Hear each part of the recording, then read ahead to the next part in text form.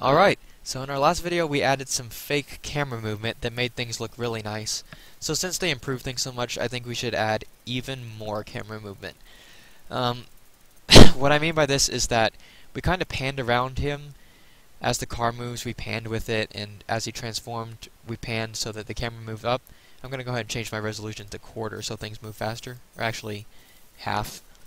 And I'm also going to turn off motion blur so things move faster. But yeah, you can see that we panned and then the camera just kind of stopped moving. Now I wanted to have the illusion of like a handheld camera, just so that it kind of feels more real and less like an animation. So to do that, we could just drop a bunch of keyframes as we go throughout the video to make it look like someone's holding the video. But that's a really lengthy process and it'd take forever, and it's not as natural as we could be. So I'm going to undo that, and I'm actually going to import some handheld footage. So I did Control I, and I'm going to import this footage right here, 00184. So if we do that, we'll have this handheld footage, and if we double click this, we can play it, and you can see that all it is just me holding a camera in front of this box. And now from this we can extract the handheld motion, and I'll show you how to do that. So I'm going to drag this on top of this composition. I'm going to drag the footage just so we're in the middle of it, since at the beginning I might have shaken a little bit after pressing record. And again, this is nothing but just handheld footage of a box. And I'm going to make a new layer, new, null object. And I'm going to click this footage again, this 00184. And I'm going to click track motion. Now if you don't see this, go to Window, Tracker. So, Window, Tracker, and then Track Motion. So this gives us a track point. So we can zoom in on this, and we can see that this is what After Effects is going to track. So you don't want to track something like this white space, because there's so much white space that there's nothing to track. After Effects doesn't look at the whole image, it just looks at this track point and the area around it, the area in this box actually. So we want to track something distinct that we can constantly say, like, we can constantly look at and see the direction that it's moving. So I'm going to expand it a little bit. The more you expand it, the longer it will take, and if you have a slow computer, this could just take forever.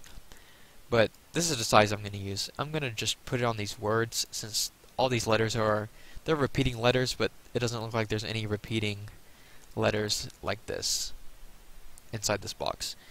So after we do that, we're going to check what our motion target is, and it automatically set it to null 1, which is what we want. So I'm going to press Analyze Forward, and this is going to take a minute.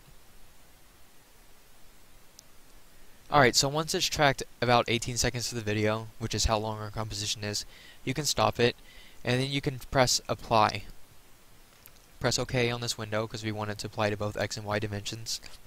And then you can look at null 1, and you can see that it dropped all of this position data, all of these keyframes for us. And all these keyframes are the motion of the camera. So I'm going to collapse this, and I'm going to just delete this piece of footage because we no longer need it. So how do we get this layer to inherit this handheld camera motion?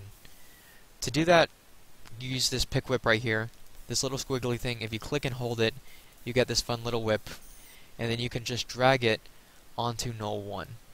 So what that'll do is it'll make this layer inherit all of that position data. If we press U on this, we can see all those keyframes again.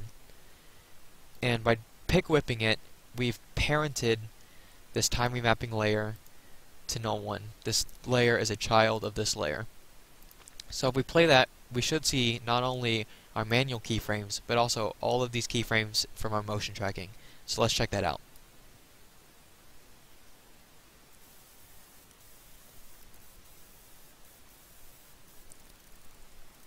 Alright, so as you can see, that looks pretty good.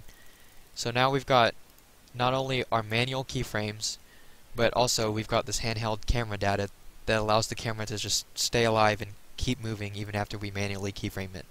So that's just a really nice touch I like to add. It's not necessary, and obviously there are shots where you wouldn't want it there.